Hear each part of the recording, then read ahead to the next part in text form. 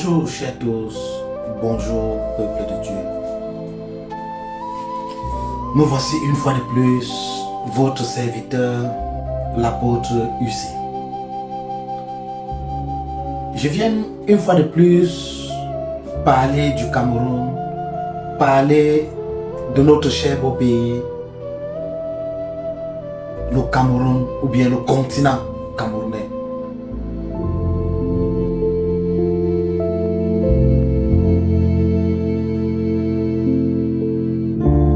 J'ai été alerté par Dieu ce jour pour parler du destin du Cameroun. Parce que le destin du Cameroun est expliqué dans la Bible. Tout ce qui arrive actuellement au Cameroun est expliqué dans la Bible. Les événements sont passés pendant une autre ère. Mais nous voici aujourd'hui à l'ère du vaisseau et nous avons de nouveaux événements qui se déroulent toujours. Parce que c'est le monde, c'est la même chose qui revient, un peu des mêmes histoires. Je veux m'inspirer, chers tous, de l'histoire d'un grand roi que nous avions eu dans la Bible. Je m'inspire ici de l'histoire du roi Saül dans la Bible, dont nous allons tourner autour du livre de 1 Samuel. Le livre qui porte le nom du prophète Samuel est sûrement écrit par lui.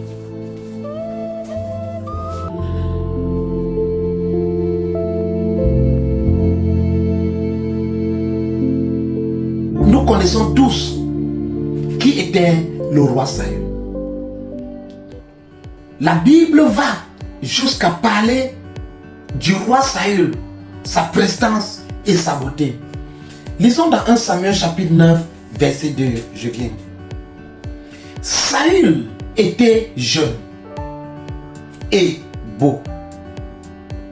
Personne parmi les Israélites n'était aussi beau que lui. Arrêtons-nous là.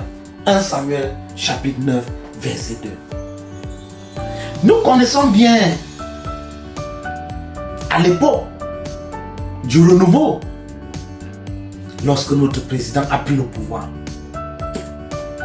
tout le monde parlait de sa prestance, de son élégance, de sa beauté.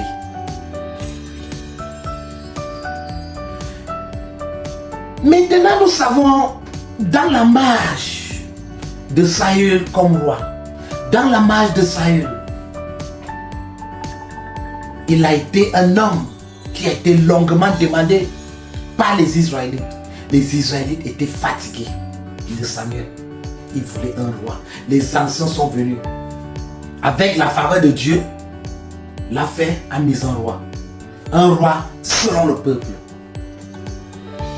Il est arrivé au cours du chemin. Il y a eu le jeune David. À cause de sa bravoure, il a été rapproché vers le roi. Mais lorsque le jeune David a été rapproché vers le roi, il y a eu ce sentiment de jalousie. Il y a eu ce sentiment d'amertume. Parce que le peuple ovationnait David. Parce que le peuple applaudissait toujours pour David. Et à un moment, cela vexait le roi. Parce qu'il voyait que David allait prendre la place de Jonathan.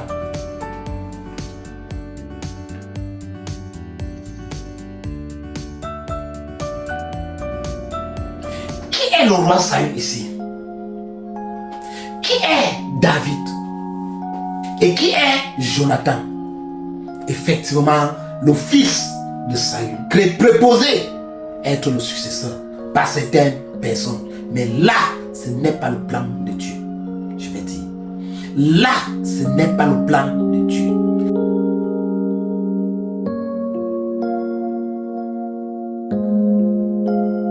Nous voyons quand nous lisons le livre d'un Samuel, déjà au chapitre 18, les versets 1 au chapitre 19, le chapitre 18 et 19. Nous voyons, à cause de ses comportements d'envie, le roi Saül a été de tuer David 3 fois. La tuerie à ce niveau peut être physique, comme elle peut être d'une manière ou d'une autre. Mais dans tous les cas, Dieu a toujours été avec David. Pour dire quoi? Il y a beaucoup de choses qui arrivent à notre David actuel, qui arrivent à l'homme selon le cœur de Dieu, qui arrivent à Samuel et au fils. Lorsque Samuel et au fils a accepté la Fekafout, c'était un piège pour lui. Mais il ne savait pas. Je ne sais pas qui étaient ses conseillers, mais il nous arrivait déjà que la Fekafout était un piège. On a laissé la Fekafout. On lui a donné librement. On a laissé. On l'a induit en erreur.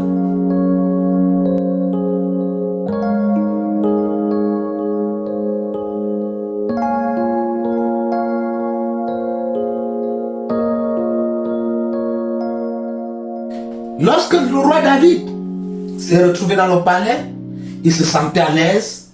Il croyait qu'il était un beau fils. Il croyait qu'il était même derrière Jonathan. Mais le fait qu'il était là, il irritait le roi. Orange pressé, on en rejette les écorces. Pour dire quoi?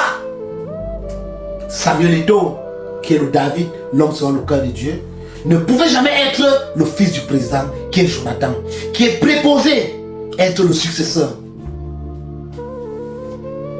Maintenant, nous continuons avec notre histoire. À un moment, lorsque David a constaté qu'il ne pouvait plus, sa place n'était plus dans le palais, après des tentatives de tuerie, il a fallu que David s'enfuit. Nous le voyons en 1 Samuel chapitre 19. David s'enfuit. Oui. Et je pense, avec tout ce que nous avons vu, avec l'humiliation que le président de la Fekafout, Samuel Eto'o, l'homme selon le cœur de Dieu, a eu au boulevard du 20 mai. Je pense que pour être juste, la place d'Eto'o n'est plus au Cameroun. Je conseillerais à ce David de quitter d'abord le Cameroun, de laisser la Fekafout, quitter d'abord le Cameroun, partir, attendre, le moment c'est bientôt. Il va revenir pour être roi, parce qu'il a déjà l'approbation de Dieu. David avait déjà l'approbation de Dieu. Mais à un moment, il fallait que David s'enfuit. À un moment, il fallait que David quitte les choses. Il laisse d'abord le palais. Il quitte d'abord, il fuit. Même la maison de son père fuit. Il part pour un temps. Pour laisser que Dieu fasse le travail. Que Dieu mette de côté le roi Saül et sa descendance. Et maintenant, les anciens font à ce qu'ils viennent.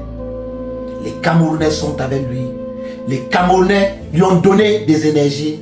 Il en a tiré d'autres de manière naturelle ou superficielle. Il serait toujours bienvenu. Et il va venir cette fois-ci pour prendre la chaise en grand. Parce que tout ce qui rôde encore autour du palais là, ce n'est pas sa place. Il est déjà persona non grata. Comme le jeune David dans la Bible était persona non grata. Samuel Eto'o fils actuellement est persona non grata au Cameroun. Je vous assure. Je vous assure. Le peuple est avec lui comme le peuple était avec David.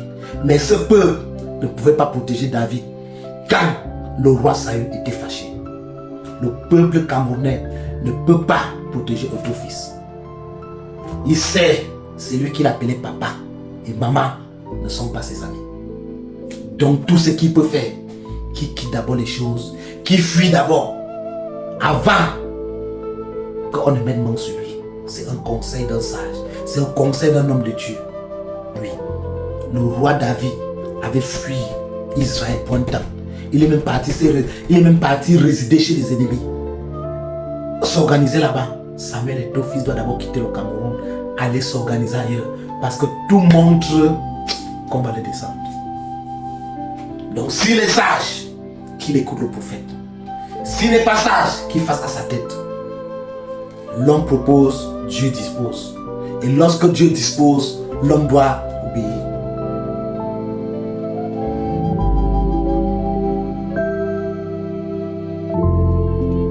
Merci, chers tous. Merci, peuple de Dieu. C'est une honte pour notre pays. C'est une honte pour le Cameroun. Mais les événements de la Bible ne font que se répéter.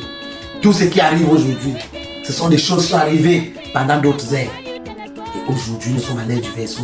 Ces mêmes choses sont en train de venir. Merci de partager la vidéo. Merci pour ceux qui conseillent le petit de mieux lui donner le conseil, qui quitte les choses avant que les choses ne tombent dessous. Comme on a l'habitude de dire. Merci, c'est votre serviteur, l'apôtre Lucie. Ciao.